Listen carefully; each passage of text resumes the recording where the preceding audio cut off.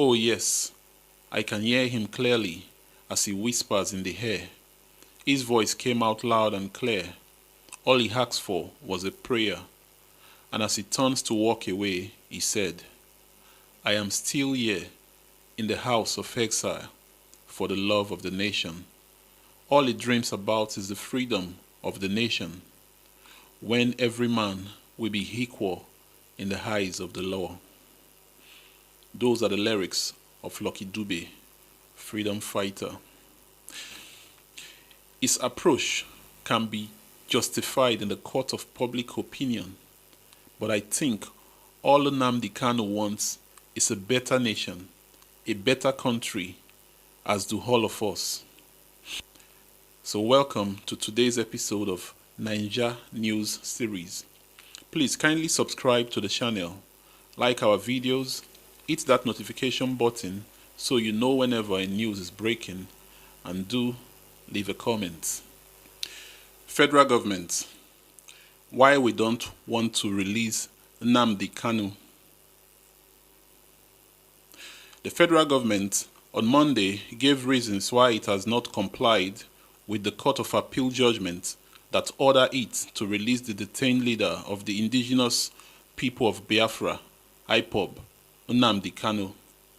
Federal government, in an affidavit it filed in support of its application to stay the execution of the judgment, described Kanu as a flight risk person, insisting that the case against him borders on national security.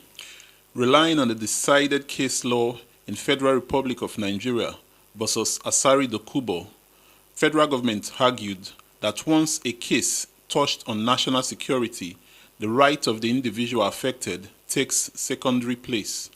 The respondent is a flight risk person. It is important to appreciate the gamut of disposition in our application. One of the grounds of our application is that this matter touches on national security of the state. We rely on the case of federal government versus Dokubo, where the Supreme Court held that where national security is threatened or likelihood of it being threatened, human rights take secondary place. Once there is a threat to national security, human rights of any individual can be suspended until such threat is taken care of.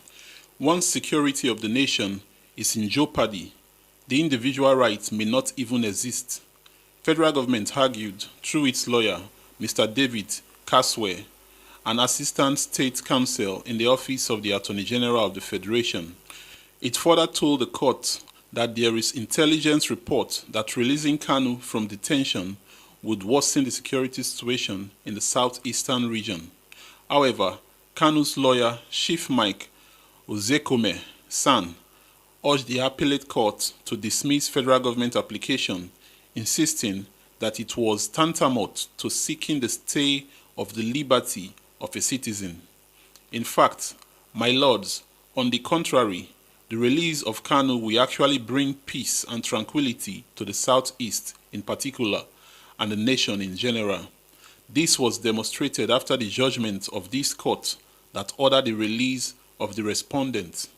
Immediately the judgment was delivered, there was so much joy and happiness in the entire southeast. There was so much jubilation and merriment, Ozekome added. He argued that Dokubo's case was different from that of Kanu. According to him, while Dokubo applied to be granted bail pending the determination of the charge against him, in Kanu's case, the appellate court has already terminated his trial and ordered his release. After it had listened to both sides, a three-man panel of justices of the appellate court led by Justice Aruna Sanami reserved ruling till a date to be communicated to both parties. In related news, former national chairman of All Progressive Grand Alliance, ABGA, and senatorial candidate of the Labour Party for Anambra Central for the 2023 election, Chief Victor Ume, has called on the federal government to release the leader of the indigenous people of Biafra, IPOB, Mazi Nnamdi Kanu, since the Court of Appeal had freed him. The Court of Appeal sitting in Abuja had on Friday discharged Kanu, but the Attorney General of the Federation and Minister of Justice, Abubakar Malami, said the judgment of the court did not squash other charges against him before he left Nigeria in 2017. As a result, Kanu is still being detained by the federal government. Speaking with reporters in Awka, Ume said the continued detention of the IPOB leader amounted to a violation of the judgment of the Court of Appeal. He said, in a sense, the federal government has been given a golden opportunity to bring to an end the problem between IPOB and the federal government of Nigeria. When Nnamdi Kanu was brought home from Kenya last year, I was one of those who asked that the matter be given fair judicial adjudication. Along the line, through a suit instituted by Kanu, a court in Umuahia, Abia State, squashed the charges against him and ordered that he should be released unconditionally.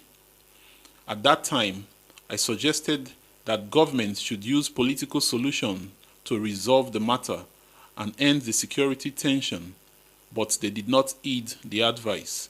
Now the Court of Appeal has dismissed the charges against him. It is right for government to let him go because I do not think the federal government has any further reason to continue to keep him. Someone who is looking for peace should know when God has given him an opening to embrace peace. This judgment by the Court of Appeal is sufficient to end all charges against Nnamdi Kanu and allow him to go. It will also help to solve the security problem in the southeast. The federal government has nothing to gain by continuing to detain Nnamdi Kanu. If you notice, tension has already dropped following the court judgment, and releasing him will not lead to any challenge anymore. It is for the government to rely on this judgment. Nothing seems to be working. Though Nigeria celebrated 21 years of its return to democratic government, it is disheartening that the rule of law is still on its knees in the country. A country should respect its institutions because he who comes into equity must do so with clean hands.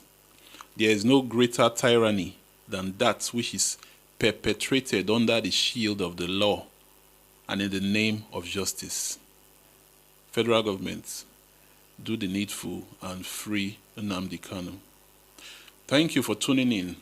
Until next time, bye.